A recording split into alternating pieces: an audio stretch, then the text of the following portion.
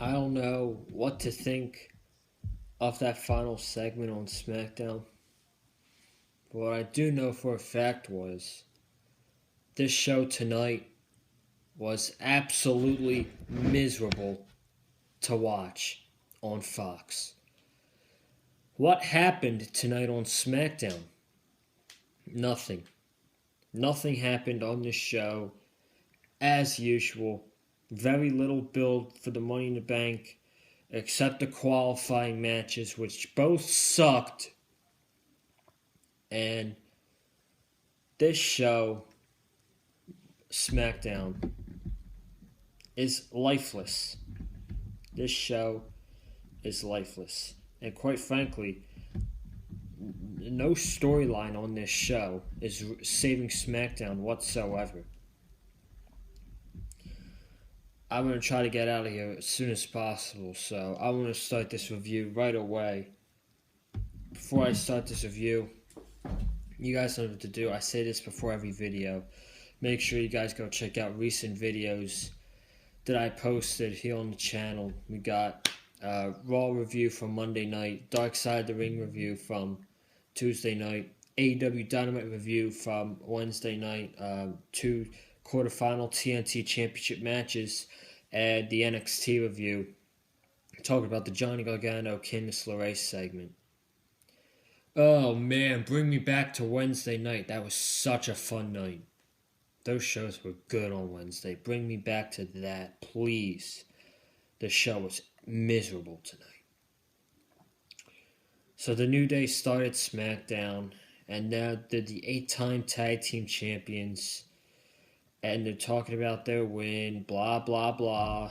I was barely paying attention until the loser house party came out. The loser house party came out and congratulated the New Day on their tag team title win. And they said it was Lucha Lit, which made me roll my eyes in the back of my head, literally. That was super cringe, very cringe. So they say new tag teams should deserve opportunity, and we want a shot at your tag team titles.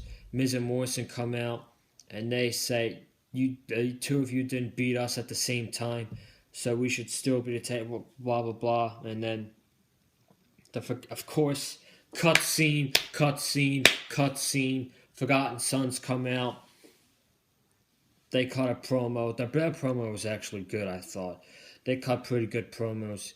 And then they said we could strike at any time.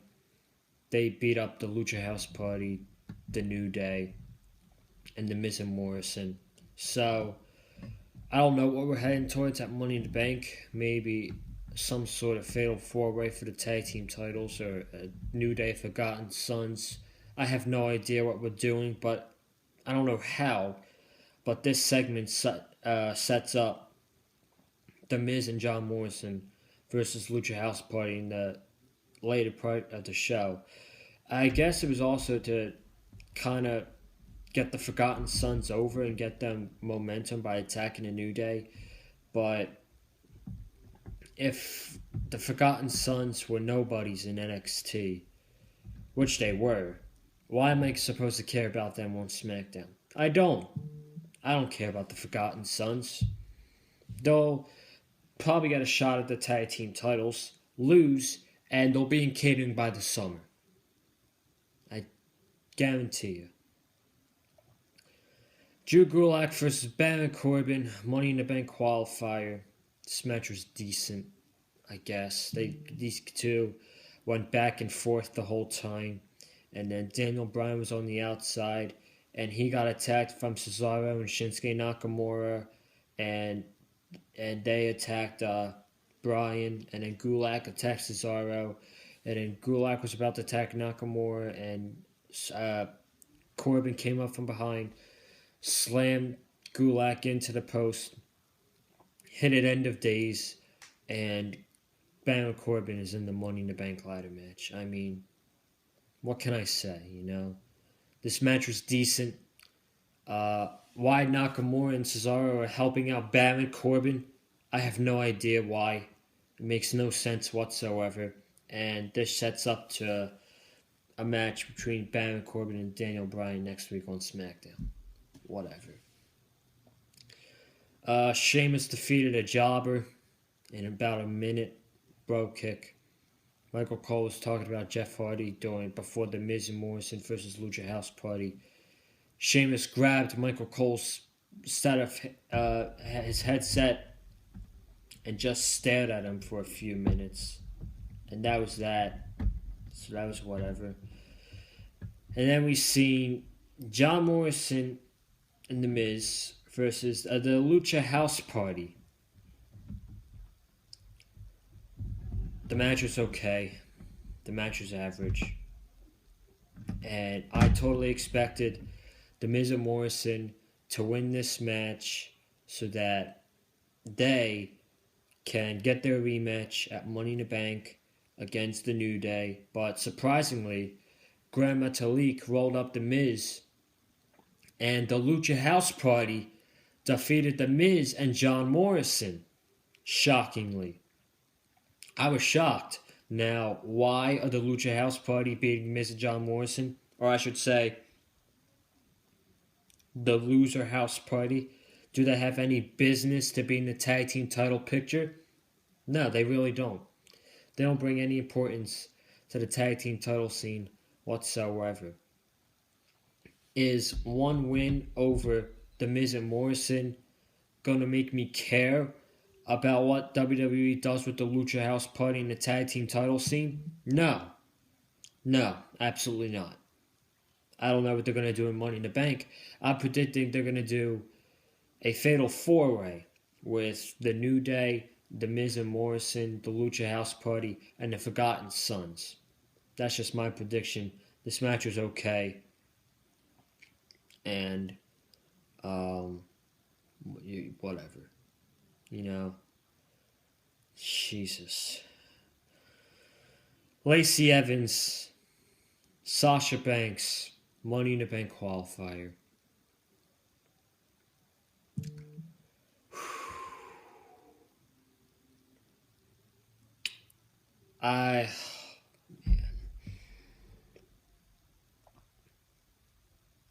Yes, I get it. Sasha Banks and Bayley don't need the Money in the Bank briefcase in their storyline. They can just have Sasha turn on Bayley and turn face and face Bayley for the Women's Championship and all that. I totally get that. That's 100% understandable. But to have Sasha Banks lose, get pinned 1, 2, 3 to Lacey Evans, I almost had a heart attack, I thought. I almost had a heart attack tonight with freaking Lacey Evans pinning Sasha Banks. How bad do you guys feel for Sasha Banks? I feel devastated for her. Back-to-back weeks, she's lost to Tamina and Lacey Evans. Great decision by Sasha Banks, re-signing with this trash company called World Wrestling Entertainment. Good job, Sasha. Good job. I'm hoping it leads to our Women's Championship. We'll only have to wait and see. But Lacey Evans, unfortunately, pinned Sasha Banks with the women's right, and she's in the Money in the Bank ladder match. This women's ladder match, man. This women's ladder match looks atrocious. That match is going to be awful. Look at the competitors in that match. Asuka, who's a dancing circus kabuki clown. Shayna Baszler. She lost once to Becky Lynch already. They killed her momentum. Nia Jax. Don't even get me started on Nia Jax, that botch machine. She's not going to make the match any better. Dana Brooke. Why is Dana Brooke in the women's ladder match? Is Dana Brooke even bring importance to the women's division? No. And then Lacey Evans. Lacey Evans is nauseating to watch. Her character sucks. Her theme music sucks. And she's green as grass in a wrestling ring. How is this? How do you call this a good women's ladder match? This match will be a huge disaster. And I'm not looking forward to it at all. I'm really not looking forward to it at all. And the only logical person that makes sense of winning this match is Shayna Baszler. No question. And I will say this up until the Money in the Bank pay-per-view, that she is the only logical option to win the ladder match. And if she doesn't, it's a complete failure. Braun Strowman and Bray Wyatt package history. They were showing Braun Strowman and the Wyatt family 5 years ago. This is for their Universal Championship match at Money in the Bank. It's really whatever, man. It's whatever. It was fine, I guess. Dana Brooke and Carmella versus Alexa Bliss and Nikki Cross for the women's tag team championships. I wish I took a NyQuil during this so that I didn't have to watch this match. My God. Holy crap. Who asked for this match? Who asked for Dana Brooke and Carmella versus Alexa Bliss and Nikki Cross? No one. This match was a disaster. And that's the definition of the Smackdown Women's Division. The Smackdown Women's Division is a complete disaster. Just like I said on Raw's review, when Nia Jax retires, I will throw the biggest block party in the wrestling community. Heck, I will throw a block party when they retire the women's tag team titles. I really would. This match was awful. What do you think happened?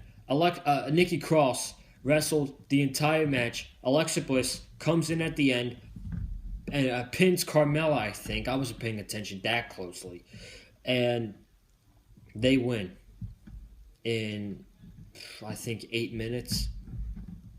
I don't know. And then the Triple H 25-year celebration, which took 22 minutes. I'm sorry. 22 minutes. It accomplished nothing. Nothing important happened. And it went way too long. You're telling me you can't put another match in there? You can't give a Chad Gable time? You can't give Jeff Hardy a match? You can't give Cesaro a match? Why can't we see Chad Gable versus Cesaro?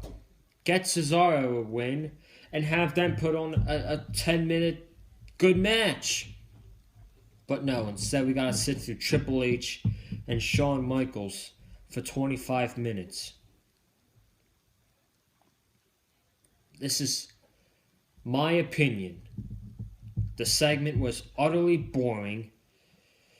There were some funny moments. First of all, the best part of this entire segment was Shawn Michaels' NXT hat that he was wearing. That thing looked absolutely beautiful. And I'm thinking I might have to buy myself one on WWEshop.com because that thing is a beauty to look at.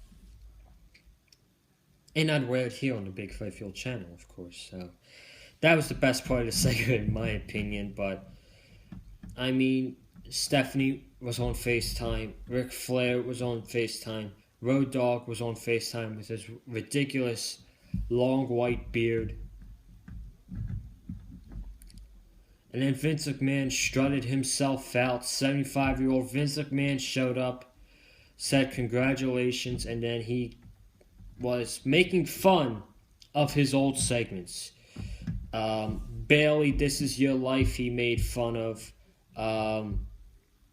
Jesus Christ. Is there any others that... Bailey, I don't even remember. That's how much I care about this stuff. I don't even remember what Vince was talking about. All I know is he was making fun of his old segments, whatever. Congratulations, Hunter. And he was calling Hunter boring, just messing with his son-in-law. And that was that. It was a ball. It was Vince McMahon being a ball buster. He was breaking his balls, like I'm sure he does to the entire WWE roster and employees. I'm done talking about this show. This show is trash. Smackdown is trash. Is Money in the Bank looking better? No, I don't think so. It sucks, man. It really sucks. This time we're going through, and it's not like the shows are better too. We need life to be normal. We need our old wrestling back. With excitement and passion and a live audience. I'm starting to get sick of it. I really am. I really, really am. I'm getting out of here. Thank you guys for watching this video here on the channel. If you haven't already, subscribe right here on the Big Fight Field channel. Comment down below what you thought of tonight's episode of Smackdown. Like this video with a super kick. You can follow me on Twitter at Colin_Joseph. You can follow me on Instagram at Colin_Joseph. You can follow Eddie on Twitter at EddieMullins515. And I'm pretty sure I'll be back here on Sunday for your news videos for you guys to check out. I'm getting out of here. I'm not happy. This show was completely miserable tonight. I'm getting out of here. Thank you guys. Have a good night and stay safe.